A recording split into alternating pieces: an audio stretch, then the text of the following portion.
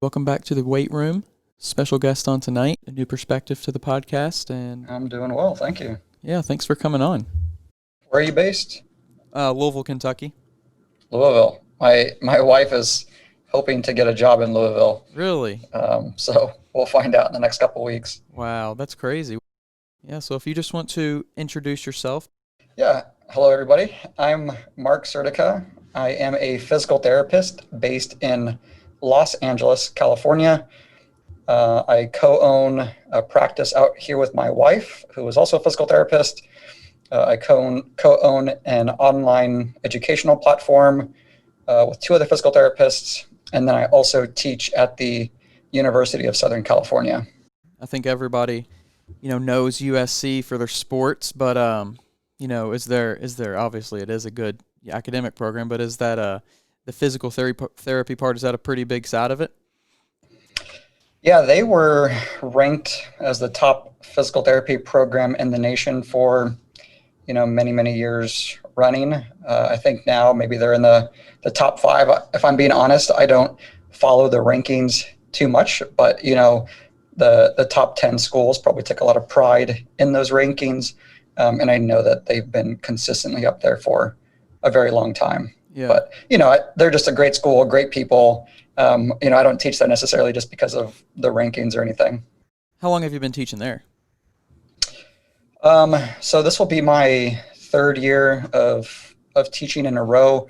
I did what's called an orthopedic physical therapy residency about 5 years ago, and during that residency, you're required to teach. So I was a teaching assistant during that time for a year, but now as like actual faculty, this will be my third year of teaching there. The residency involves like working with patients, doing some stuff with doctors, doing some other kind of extracurricular activities, but the teaching was, one component of that. And that probably was one of my favorite things about the residency. I got to work in anatomy, and that was one class, and the other class was a TheraX class. And I really enjoyed both of those things. I enjoyed being back in the cadaver lab. So I enjoyed the cadaver lab when I was in school. And then when I had the opportunity to jump back into teaching, I took that opportunity. So what drew you into the teaching aspect? I think a lot of physical therapists maybe realize this, that the longer they practice, in order to avoid burnout in some regards, it's nice to have some variability in what you do, whether it's working in different settings, teaching, being involved in con ed courses, whatever it might be. It's just nice to have those different things so that you're, constantly stimulating your mind, you're constantly learning, you're constantly challenging yourself.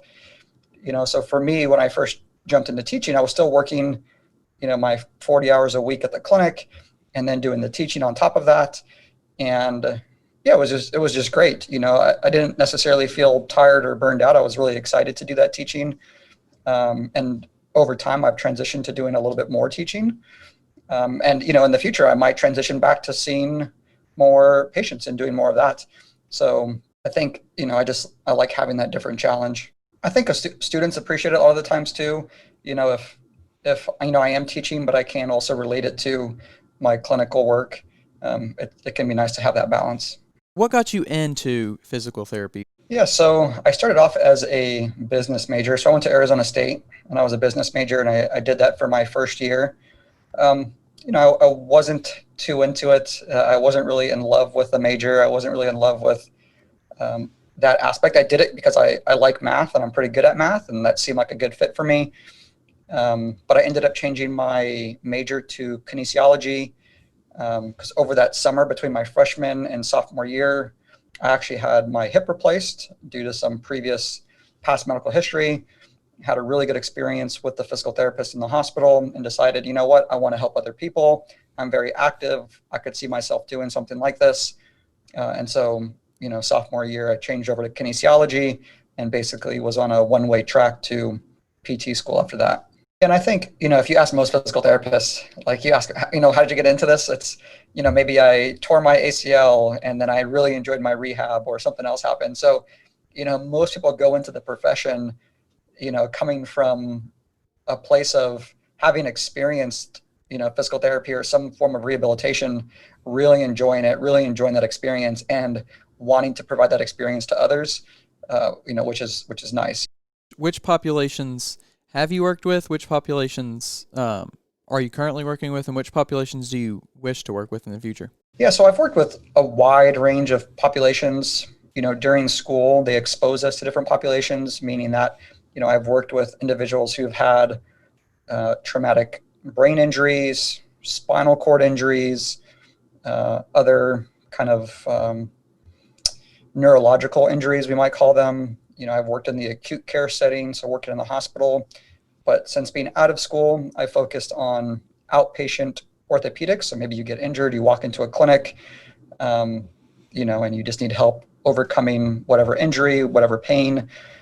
And in terms of that population, I've worked with individuals who are as young as 8 or 9 years old, up to individuals who are as old as 100. So that full spectrum, recreational athletes to pro athletes. Right now, I work primarily with what we would consider maybe like the general population. So people who are kind of recreationally active, they work out a few days a week, but, maybe they're not necessarily bodybuilders or power lifters or something along those lines. So I work a lot with that group. And then I do work with, some individuals who are more avid gym goers. So, the bodybuilder type. In terms of who I want to work with in the future, I'm happy working with these individuals. I'm not the type of person who necessarily aspires to work with pro athletes. I think that's awesome. And some people really love to do that and really want to do that. But I really love working with either just that generally, active population, or, like probably the bodybuilder type. I do train in a bodybuilding type manner myself. So, I do like working with those individuals also. And I know my area of expertise. So if someone comes to me and they're not in my realm, I'm going to refer out. I'm happy to help as many people as I can, but if there's someone better suited for that, job or that role, I'm going to refer out to someone locally or refer out to someone online, because I want to optimize someone's care.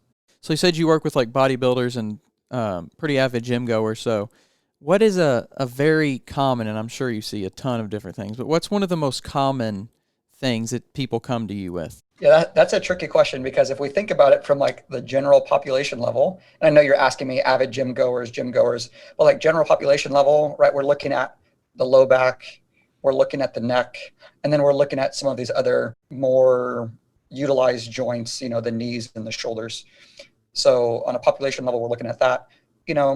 Like you said, if we're looking at avid gym goers, they're going to have the same issues. They're going to have low back pain, neck pain, shoulder pain, knee pain. It can depend on the type of activity that they're doing. Let's say if someone is just a recreational gym goer, then they might come to me with shoulder pain or knee pain. And that is something that I see quite frequently, either through clients that I see in person, or online, is trying to work through, that knee and shoulder pain. And do you see that a lot of problems arise from people going just too hard in the gym, or do you think more problems arise from not having correct exercise form? I would say the former. So, the too much, too soon type of thing. In terms of exercise form, that's really, really tricky, actually.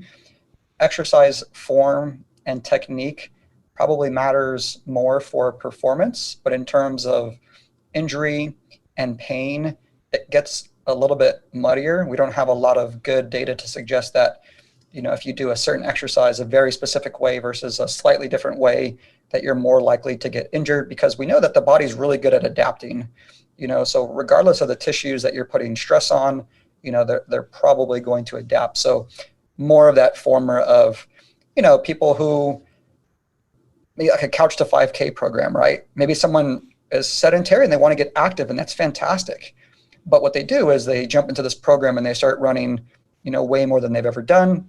Maybe they develop, some knee pain, or maybe with the current state of our world, people haven't been, going to the gym or working out. Gyms open up, they get back in there. They want to get back to their, previous activity level and do a little bit too much too soon.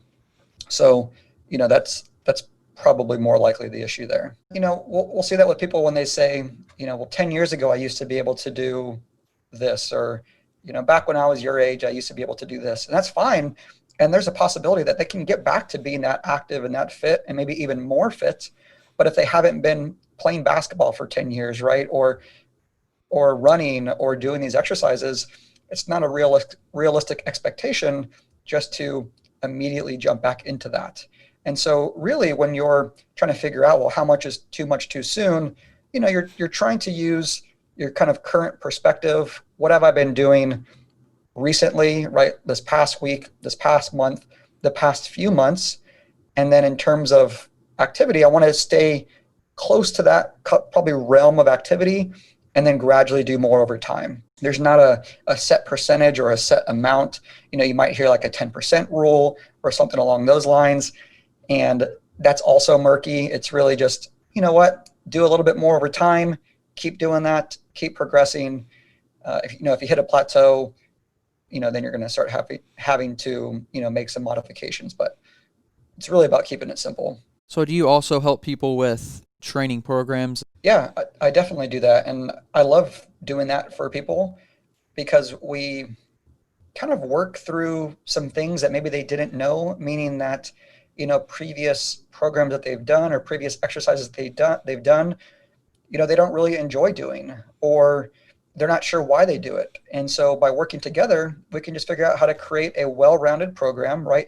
You're hitting all of the major muscle groups, doing a lot of compound exercises, maybe some isolation exercises, throwing in some kind of, cardio and other work, but, picking things that they like to do, maybe picking things that they're good at, and, focusing on that aspect. Because the goal with any exercise routine, if you're not a competitive athlete, right, is to find something that you can do that's sustainable, right? If it's not sustainable, then you're probably not going to accomplish your goals. And in the process of that sustainability, we're aiming for longevity also. And that's the whole purpose of not doing too much too soon, is that, hey, you know what, let's play the long game. Let's build it up over 3 months, over 6 months. And then, you can do this for the rest of your life, for the next 20, 30, 40, 50 years, rather than going really hard for a month, taking a month off, going really hard for a month, right? Or going really hard, hurting yourself, taking time off, hurting yourself. So yeah, I love working with people and doing that with them. And, eventually the goal is always like, can I hopefully impart some knowledge on them, have some open communication where, after a while they take some of those principles, and they're able to apply it on their own. It is a lifestyle. There's no reason that you can't be active and healthy as you age. You're not going to perform the same way when you're 50 as you do when you're in your 20s, but a lot of it just has to do with priorities change, life changes. Maybe you have kids, maybe you're working more, maybe you're sleeping less.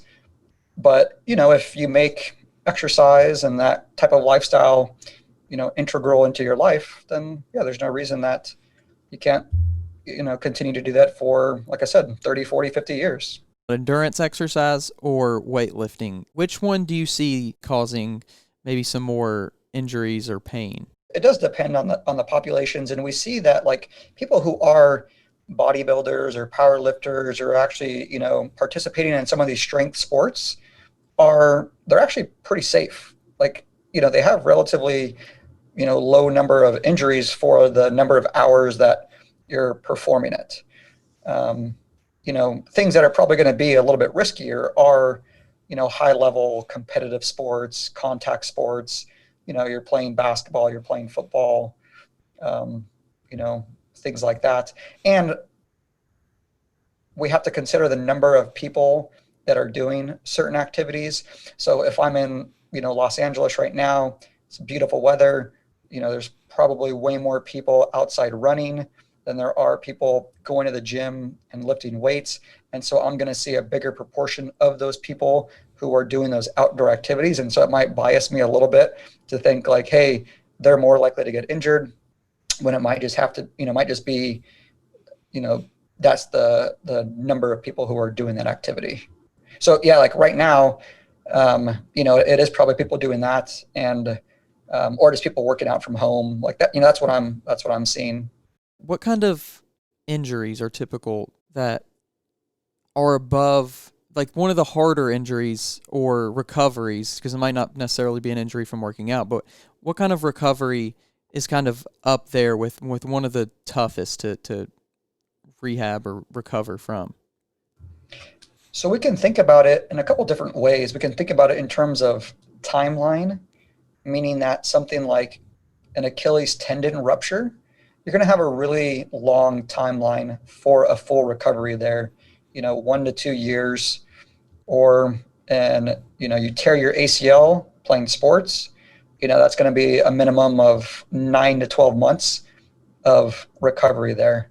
In terms of, is it hard? It might depend a bit on a lot of factors, but if you're working with someone who's really motivated and the research well and how to do the rehabilitation well, it's hard to recover from in terms of that timeline of, hey, this is an ACL tear and you got a reconstruction, you had the surgery, and it's hard in that sense that it's a year long. But in terms of like knowing what to do, that might be straightforward. Whereas somebody who has, let's say, persistent pain, like they've had pain for several years, maybe they have a lot of barriers to rehab, right? Maybe they don't have a lot of social support, kind of lower socioeconomic status. Maybe their pain is really severe. Maybe they have other health issues going on, like, diabetes or some cardiovascular disease, and in that sense, it might just be what we would think of, hey, this is simple knee pain, but because of all of these other factors, it might actually make that rehabilitation a lot more complex than this person who tore their ACL, had a reconstruction, and now they're working to get back to sport. And so the goals are important too, the goals of the person, right? Like if your goal after a surgery is just to walk down the street back and forth to the grocery store, things like that, that might be more straightforward than, once again, someone who wants to return to professional sport, college sport, anything along those lines. So does that point of recovery for somebody that tears their ACL, is it a longer process if they want to get back to sport versus just maybe going back to, a non-sport lifestyle? Or is it kind of like it needs to be at a specific point to do this, this sport and this lifestyle? No, it definitely a lot longer, a lot harder to return to sport. What we see in the physical therapy realm is that insurance companies oftentimes will kind of cut off payment around 3-4 month mark because that they see that the patients are functional with their day-to-day activities, meaning that they can walk, they can go to school, they can go to work, they can do their kind of gym activities. Hey, they're even jogging on a treadmill, going upstairs. Why do they need rehabilitation, right? So someone at 3 to 4 months might be functionally performing pretty well. There's still going to be significant asymmetries in strength and power and things like that. But, for really basic activities, they look like they're functioning pretty well. Whereas, if someone's wanting to return back to sport, we're going to have very, very specific testing protocols. We're going to be pushing them really hard. And preferably, if someone is getting, an ACL reconstruction, it is because that they want to go back to sport, or if they have a significant instability. So it's definitely different there.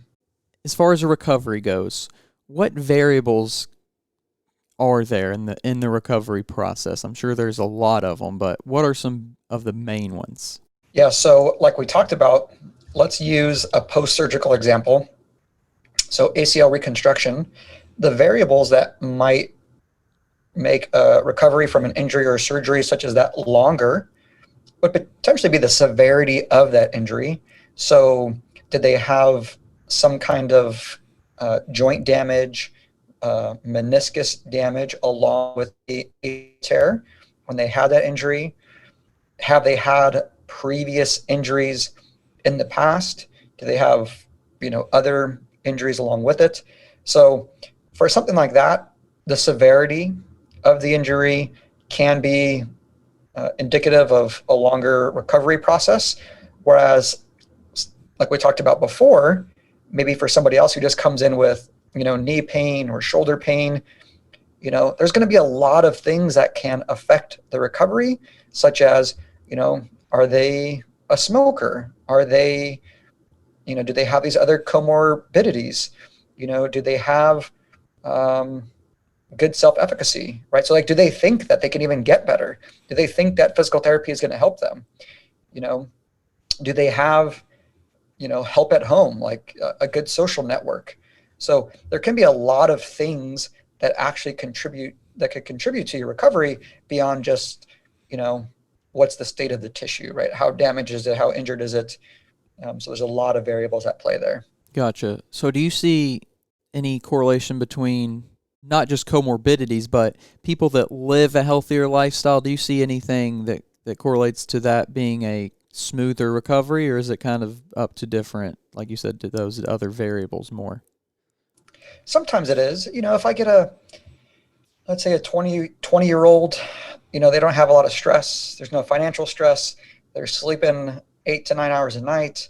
They're, happy young kids, no turmoil. And it's probably going to be easier than maybe somebody who's, working 70 hours a week, a newborn child keeping them up at night.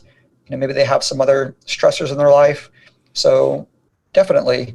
And, when people are in rehab, we might talk about some of those factors, but if there's things that, you can't change, we're not going to necessarily worry about them too much. Like if you have a newborn baby and your newborn baby's waking you up every 2 hours, like, maybe we recognize that you have a bad night of sleep. That might affect your pain a little bit more the next day. So, hey, okay, I'm in more pain today. That's expected. I didn't sleep very well, but is there anything that we can do to change that? Maybe not. Maybe that's just something that they know that when this happens, I have to accept that. And, as the baby gets older, as the baby sleeps better, then, that'll improve also. Do you see easier recoveries from someone that doesn't put off having maybe a knee replacement or a hip replacement? Do you see better recoveries from that type of person versus the person that deals with the pain for prolonged years and then finally caves in and does it? Does the recovery change in any way? Does it get harder or easier? So that will be variable also depending on, that person who's had pain for a long time. Have they also been active during that time? So have they tried to maintain an active lifestyle? So we always talk about trying to, do prehab in the sense that if you're going to get surgery, or you're going to get surgery down the line, your prehab is trying to maintain a healthy lifestyle, trying to keep those muscles strong, trying to keep some of your kind of mobility of the joints and the surrounding regions to the best of your ability. And, that probably is going to lead to better outcomes. But, something like a knee replacement or a hip replacement, those are pretty serious surgeries.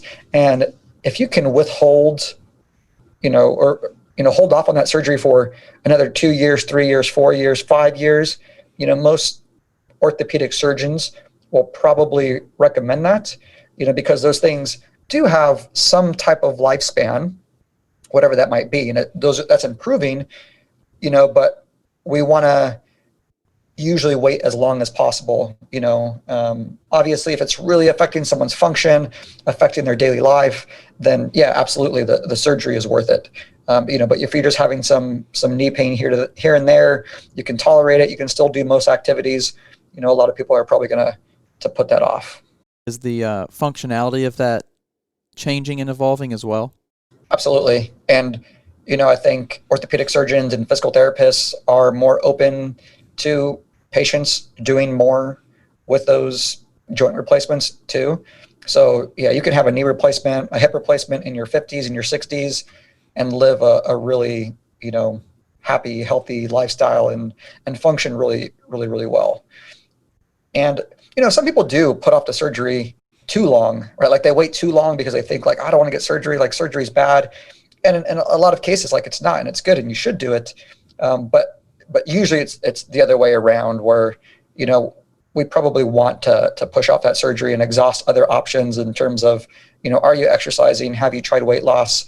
Have you done all these other things before, maybe more seriously exploring the surgical route? For somebody that wants to get that surgery done, would you have a general recommendation for a time period of a prehab? Well, people with osteoarthritis, so those are the individuals who would be getting a knee or hip replacement in most cases. It's a much smaller percentage of other diagnoses who might be getting that.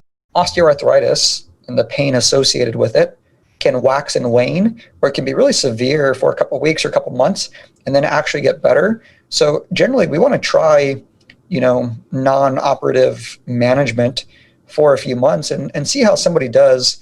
And like I said, if they're tolerating things pretty well, they're feeling better, they're functioning better, it's not significantly impacting their day-to-day life, then we're just going to play it by ear. What are some of the reasons behind the waning of pain, the different, like you said, a couple months are bad and then a couple months are good? What kind of plays into that if somebody's lifestyle doesn't change? So yeah, that's going to be super multifactorial also. And, there's probably a lot of reasons for that. And I don't know if I'm the expert on osteoarthritis to really detail, what's happening at, the cellular level to say. But definitely, there's waxing and waning of inflammation, and maybe people are loading it or unloading it more than they realize. But there are going to be a lot of factors there. I usually like to ask people, if they come in with pain or an injury, did anything change over the past month, 3 months, 6 months, right? Just to see, hey, did you move homes? Did you have a bad breakup? Maybe these things are related, maybe they're not. But I just like to ask that question and see what they provide and see if, they have any light bulb moments. Oh yeah, this happened. Maybe that's part of the reason. What would you recommend for somebody like me who's a personal trainer who has some like exercise science background and kind of an educational background? What would you recommend for somebody like me with my clients to keep them from that lowering that injury risk? What's something that you would kind of recommend to me? So if you're just working with the general population, right, recreational, active individuals, maybe not even, pro athletes, super competitive, I think understanding what we talked about a little bit before is that there probably isn't a perfect technique or an ideal technique for most movements like we used to think. For example, the thought process was for a squat, your toes have to be forward, hip width apart, and your knees have to stay behind your toes. And so if we try to put everybody in that same kind of bubble of squatting, regardless of their anthropometric measures, their injury history, their training history, it's not going to work for everybody.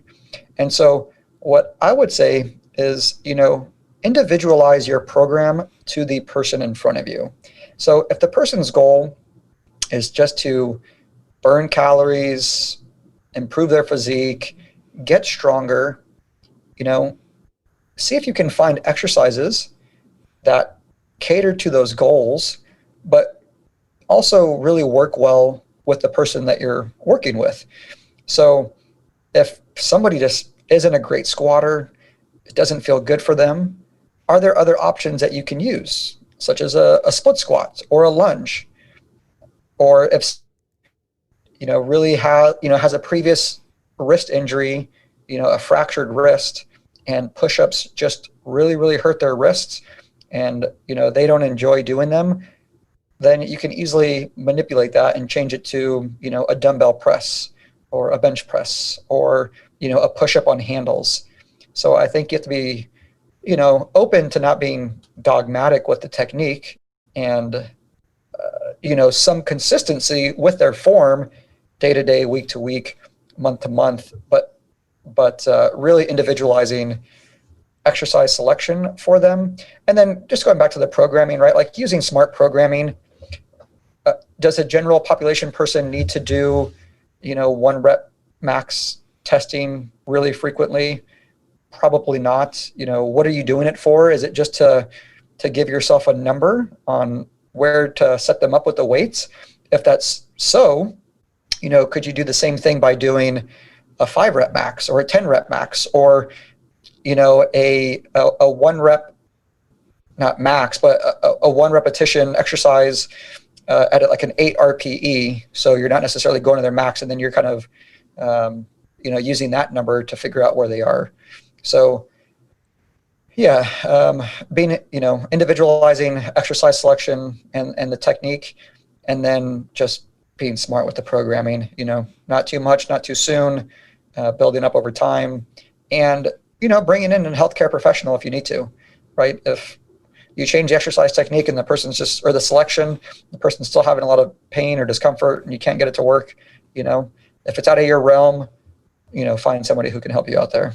Do you see people coming to you with the not necessarily a physical pain or injury, but do you see people coming and saying, man, I can't progress in this lift and I really want to progress, why am I not progressing? Do you ever see that? Sometimes it's very rare. It's more often in the context of an injury or of pain, where their knee pain is limiting them from progressing or getting better. And I'm working with an individual right now who I've been working with for past 7 months, I think, who had shoulder pain and knee pain. And he's just able to get back to the gym. He was working out from home with all the normal equipment for the most part. He's just getting back to the gym. We're going to work together for another month and a half. And now pain is not really a limiting factor. And so we are aiming for performance, and he's lifting heavier than before, and he's feeling better than before. And that's part of it too, though, right? So it's not just, hey, you're pain free and you're done with rehab. It's kind of going back to the ACL reconstruction conversation that we had earlier. It's making sure that they're prepared for the tasks that they want to do, right? Because you can be pain free, but if your goal is to squat a certain number, squat a certain weight, run a certain speed, play a certain sport, I have to make sure that you're prepared to do that. So there is kind of this continuum where, maybe early on it's more of this rehab working around pain, but then we are focusing more on training towards that, latter half. Yeah, and I think that's cool with you, somebody that can help somebody with their training, after the rehab as well, that understands their body already, that understands their limits and understands what they can do. And I think that definitely gives you also a very personal advantage with that specific client. Yeah, same thing though. Like if I'm working with somebody, who plays soccer, I'm not taking them all the way through the return to sport continuum. I'm not a strength and conditioning coach who works in that realm. I'm not versed enough in soccer to be able to do that. So, I need to know when I need to reach out to somebody else who can help with that. It shouldn't be an us versus them mentality either. So I could work with somebody all the way through, but I'm not doing it independently. And I think I should make that really clear. So, you're working with the coach, you're working with the strength and conditioning coach, you're working with, the physician, you're working with the athletic trainer. Like you're bringing as many people in that you need. And that's no different than if I'm working with somebody with persistent pain and they're working with, maybe they have a therapist or maybe they have a pain management doctor, but making sure that I bring in or I work with as many individuals as I need to get that person the best care, because that's the important thing, not my ego. What is the most important thing somebody can understand when they want to have the most successful rehab that they can? Pain is normal.